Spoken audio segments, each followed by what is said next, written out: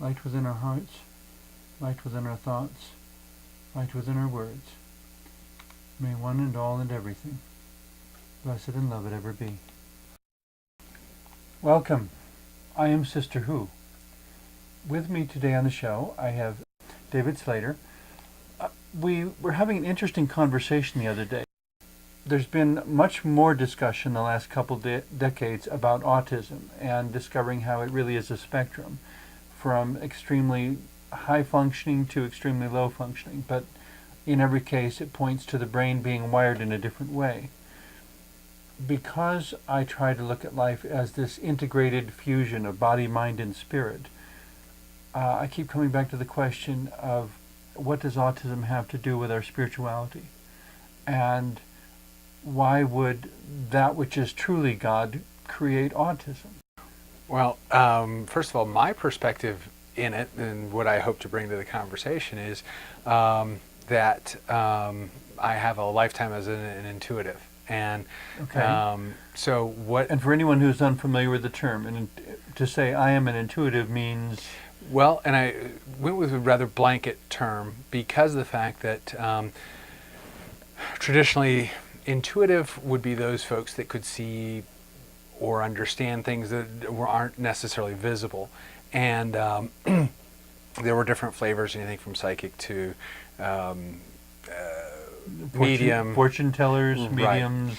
And what's happening clairvoyance. Right. And what's happened more these days is a mixture of all of them. And I've tended to have that. My flavor of intuition, I tend to be able to see into someone, someone for who they are. And so I've had the experience to work with folks of varying degrees in autism. And so my answers or my perspective today will be about what I've seen in walking through people. And I consider this a very valuable perspective. I understand there are some people in the viewing audience who may be very skeptical where intuitives are concerned. I don't know that one has to believe or not believe in order to listen to the report and possibly draw some insight from it. Mm-hmm. So even if you don't necessarily believe in intuitives, consider the possibility of the reports that are going to be shared within the show. And I mean, in a similar way, there are a lot of people who don't even know anything about autism. Right.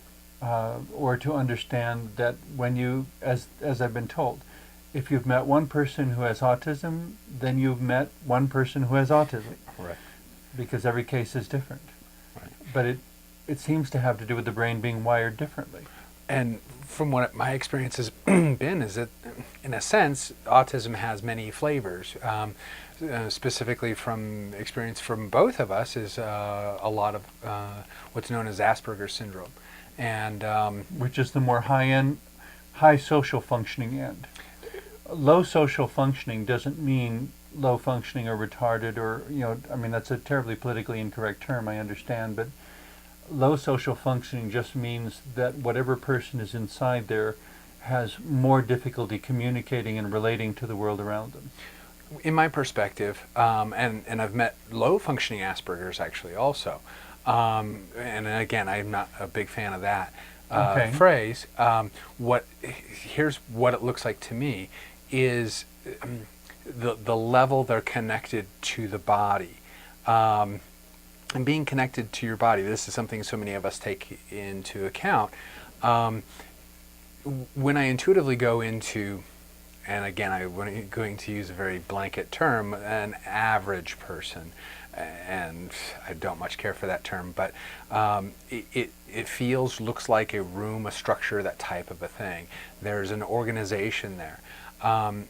In low functioning autism, what I find is it's more of a state of being. There's not a structure there. And the closer you get to, again, high functioning, there is a structure, a house, if you will, and that the person would tend to interact from. And so with autism, though, it's the further from the body, the more striking or beautiful the person is. And again, poor set of Further words. from the body, the more beautiful the person is. Because they don't operate on the illusions so much as what we do day to day. Bills are not important. What other people think has not even a concept for them. Love is a much more tangible concept for them, and it is solid. When they love, it's a clear connection, not a desire or a hope. Which I suppose sounds like an oxymoron in some ways, to say that love is solid, when love by its very nature is always this abstract, spiritual, emotional, psychological something, but there isn't a physical manifestation of it. There's results of love's presence, but love itself is never physical by its nature. Yeah, that could be another episode, to be honest with you. And in each episode I do of this show, we scratch the surface, give people things to think about and Right. so forth. But love manifests in a variety of ways, but ultimately love itself, well, it's like language. You can write words on a paper, but the written words are not the language itself. They're a manifestation of the language. It sounds like what you're saying is that for the autistic spirit, instead of being oriented around the usual structures of physical space, room of a house, and so forth, it's more an experience of being within a limitless space, standing in the middle of a cloud, if you will. Right. Both space and time are irrelevant. It's much more, and again, speaking from an intuitive, and again, speaking when we scratch the surface of love, the intangible is what I experience quite a bit. Again, with low functioning, and again, my personal experience, low functioning autism, to me it's more striking because it is more the intangible. They oftentimes will do things, in particular splash their body if they're in the pool, or do things that bring a sensation to the body to remind them they are still connected to a body. Now, In a sense, to ground their experience, right. to And anchor their experience. potentially they could spend time where they're at and forget the body and overheat or starve or any number of things. And this is Because they wouldn't be recognizing the body's needs. right. And so they remind themselves. Sometimes they'll put a hand in front of their face or look in a mirror to remind themselves. Now, on high functioning, and again, I'm waiting for a whole new vocabulary to the whole thing. Yeah, I just want to be clear that when we use high and low, it's objective description. It's not valuation. Right. It's not that high is more valuable than low, or to me, a person is a person is a person, and every person is valuable. Even having to use the weak tool of language, we want to come to some better understanding of how autism also fits within some transcendent, mysterious, divine plan. That this person is not a mistake, is not an aberration, is not a defective person. This person has a unique perspective, a unique experience, and what you were describing a moment ago just got me thinking. Some belief systems hold that people are disembodied spirits before they enter this world. If that's the case, and if a human being is a fusion of spirit, mind, and body, then it would make sense that there might be fusions that are more integrated and fusions that are less integrated. A spirit that comes to a body and says, I want to create a fusion of body, mind, and spirit, but somehow it's only accomplished, just for reference sake, 60 or 70%, and it's not 100% fusion, so that they're still feeling more anchored in a spiritual realm and not completely into the physical realm. That's a delightful explanation, and it proves true as far as an analogy, even going into what we would call high functioning. What I find is, in going towards the high functioning part, that in our uniqueness, we will connect with everything that is human. There's 1,000 different categories, so to speak, and again, using that analogously, with different percentages again. And whereas, say, someone with Asperger's and high functioning will tend to have a remarkable ability to intellectualize or objectively or without strong emotion or judgment speak of spirit, speak of emotion and those things. Now, that may not sound appealing except for the fact, in again my experience, there are people who will intellectualize these exact subjects to keep their distance so that it's not so scary, and so they don't fully invest in this. In a situation such as Asperger's, that's what happens. And what that makes... So you have no choice. No choice, but it's not loaded with the judgment. Without the judgment, in a sense, someone with Asperger's is an incredible spiritual and emotional cartographer. Okay. And in these days... maker. Right. And in these days, with things changing so fast, with the possibilities exploding exponentially, cartographers are huge because we're going into uncharted territory. And In the same way that maps were invaluable in the day of Columbus and the other explorers, which is not to say I approve of what they did when they found these new lands. right, But the point being that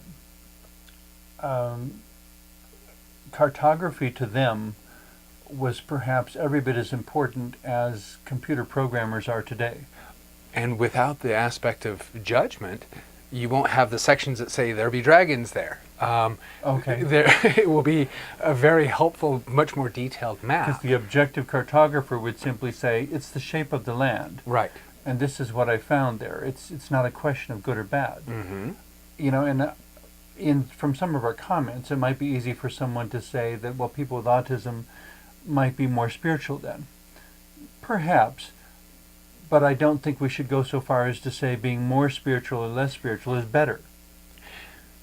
As far as the aspects of the human being, if you want to be smarter, you can study. If you want to be more healthy, you can do all of these different things. On spiritual, how does one become more spiritual? It is an unquantifiable concept. Well, but I would still say we have to decide whether it's better to be more spiritual. I've heard the expression, wonderfully amusing, but has a bit of truth in it, the idea of being too heavenly minded to be of any earthly good. You know, the very spiritual person needs to find the language to connect with the human race. And the human race that wants to know the mysteries of its own soul and to be a multidimensional person instead of just a flat robot going through life, or the most recent product of evolution, Mm-hmm. to instead be something mysterious and magical and wondrous, needs to bring in the mind and spirit, rather than being, forgive me, just physical. Right. But I guess to me, being just physical or just spiritual or just mental, in all three cases, you're talking about a fractured human being that is less than the totality of who they are. Mm-hmm. What is for me very evident is that each human being, as a personality, also has, again, gifts or flavors or abilities. And again, there isn't a gradient, there isn't a higher or lower of it. For instance, you may have someone who is a remarkable healer, mm-hmm. and so they can do incredible, wonderful things with healing, but if you ask them to build a shed, it may look like a tech arts, high school tech arts project. So you match the skill to the person. Mm-hmm. And so, for instance, if you have someone who goes way the heck out there, and again, let's use very questionable terms, but it spends a lot of time in spirit realm in a way like you were speaking of. Doing trance work, engaging in altered states of consciousness. Right. More so heavenly, they don't of no earthly good. Yeah. I understand that one, but what's interesting is that person then speaks to the person who can hear it and yet translate it once again, so that it can be heard. In moving forward, And the two integrating their perspectives, respecting each other enough to say, this is my part of it, this is your part of it, how do the two pieces fit? Because together, humanity rediscovering each other and remembering what it is to be a village and to be a community, we create a more empowered wholeness than any of us could create on our own. Mhm. I believe God does intervene, but that one of the chief ways that God intervenes is by sending people with unique gifts that will teach us how, that if we embrace each other and listen to each other, and even listen to the one who has difficulty speaking, Mhm. that we will be able to put the pieces together to find the better solution we're seeking. And it's historically proven true. The remarkable spiritual human beings, or those that have taken physical form, oftentimes at the conclusion of their human experience, at the end there's no structure, there's no building built. I mean, you take Buddha, you take Christ, you take a whole list of people. By the time their work was complete, there may not have been anything written on paper at that point, or remarkably little, and more happened after their physical experience than ever happened during their physical experience here. And so that's what their purpose was. That was what their gift was. So to get back to the subject, someone who has the ability to then explain the spiritual experience by saying, oh yeah, this area, it has this quality to it, and again, that cartography type of a thing. Otherwise it feels like you're stumbling through a spiritual realm and not knowing what's next, or what's a possibility, or what to do in this remarkable place that you're in. And that's where I would say it comes back to the village. Yes, oh definitely. That the autistic person may have an incredible insight and may not even realize how incredible their insight is, may not realize or may not be able to formulate how to express it in language. To begin perhaps by saying, what do you see and how do you see it? And then to say, are you aware that other people don't see it that way? I suppose looking in the mirror of autism, because autism does offer a mirror to society, and recognizing that in the same way they may not be aware of their own gifts, we aren't either. Right. To even start with the five senses, most folks don't know where they predominantly lead in a sense. Some people are highly visual. Some folks, that's one of the last senses they'll rely on. I find that different even in my own experience in the physical realm, is I tend not to be primarily But visual. to assume that reality extends no further than our five senses is ridiculous. Oh, exactly. Absolutely. Building a society, building a community, building the village, if you will, that says, oh, I'm having this experience. Well, I know this person has a gift, has an ability to see, interact, and do things in this realm. And if nothing else, if I'm to do what needs doing, I at least need that insight, that that elder, if you will, to explain to me what it is that I am experiencing and what I can do with it. In a phrase that I'm using more and more in my own vernacular, is creating an organism of love, in a sense that you'll have, and again, something we touched on earlier, is that you have a group of people who love each other and not like each other, prefer each other, or are stuck with each other. None of those things that we know in the physical realm, but there is an honest, in-depth understanding of each other, and to where And also accepting the mysteries of each other. Correct. That you never understand someone as completely as you think you do. Right. Well, but in becoming this organism, this meshed organism, their shared experience means there's little they can't do. The possibilities are much larger of what they can do. For instance, my father is an accountant, and he loves it. I mean, he thoroughly loves it, and some folks do.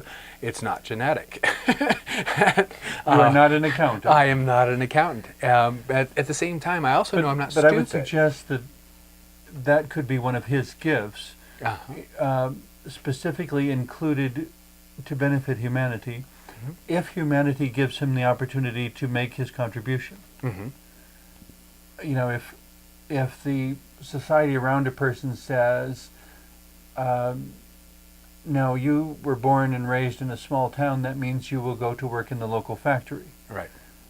And the person knows on some intuitive level, that is so not who I am. You know, I'm supposed to do something with music. I'm supposed to do something with architecture. I'm supposed to design bridges. I'm supposed to do something with software architecture. I'm not sure. I'm trying to remember programming or programming architecture. I'm not sure what the correct term is, but it's that there really is, in the same way that there is architecture for the support and traffic within a building, that there is a certain broader architecture within the design of software, and then subroutines that go into certain rooms.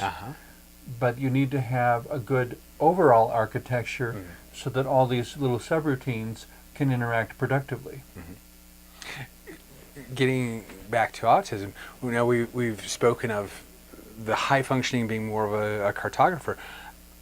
What goes to low functioning, as opposed to being limited as what we see in the physical realm, I think is exactly the opposite in the spiritual realm. Okay. Some of the most gifted human beings, when we, instead of trying to take a low functioning person and press them into our society and make them fit a form that is nowhere close to their form, what they'll be able to do. So instead of driving the low functioning person to be a high functioning person, we accept them as a low functioning person But and get to know what they perceive and what they can therefore contribute. Exactly. And then figure out where that contribution is needed within the larger experience of humanity. I could very easily see what would be a low-functioning autistic person having someone like me sitting next to them to interpret an incredible message to human beings. And this person may be jumping around in the chair, saying not more than 4 or 5 words in a sentence, and only a few sentences even in an hour. And the person who can see, read, or understand, being able to speak things that are really quite remarkable. Granted that there are skeptics in this area as well. Oh, of course. It sounds like one of the manifestations of what you're suggesting might be telepathic communication. Oh, easy. That an intuitive and an autistic would sit next to each other, and the intuitive would begin to speak for the autistic person. The challenge to that becomes creating appropriate accountability, so that we know this person isn't simply making it up. And here's the thing with autism, it's the thing that's baffled so many people. Why can certain autistic folks who, and maybe just a child, can completely disassemble a very sophisticated TV set and put it back together with absolutely no training? We can't explain that. Well, and as much as they can disassemble and reassemble a television, they can't do basic grammar. Correct. You know, it makes no sense that what we think of as a basic skill they can't do, and what we think of as an advanced skill, they're so far ahead of us, we don't understand how you could have such opposites within one person. And if we open this door of possibilities, wouldn't it be possible for a human being who is electromagnetically charged to be able to put their hand on a computer and rewrite the software into it? Because it's a matter of direct human technological communication. Wouldn't that be remarkable? It's not beyond our our imagination. But Yeah. and Because again, the body is essentially a package of electrical impulses. Mhm. If we could find a way of translating those electrical impulses into computer data, yeah, you simply put on the hat and program the computer by thinking of what you want to envision. and We're about out of time now, unfortunately, of course. So, a final comment, I guess, and you mentioned about embracing the possibilities, Mhm. and I was thinking, when it comes right down to it, embracing the possibility of the autistic, whether high or low functioning socially, in embracing their possibility, we inevitably embrace our own. yes, To the extent that we shut them out, there is a part of ourselves that we are refusing to face. if we can start something new as a race and celebrate our differences instead of noting and magnifying a difference to being a problem, I think that would bring the human race into a state of evolution it's never seen before. If we could celebrate, Major leaps. yes, saying you're different, thank goodness, Thank goodness or thank yeah, God. exactly, Whatever you consider God to be. exactly. In any case, thank you very much for being on the show today. I hope we're not too far over time, but so many wonderful things have been said. Thank you for watching also.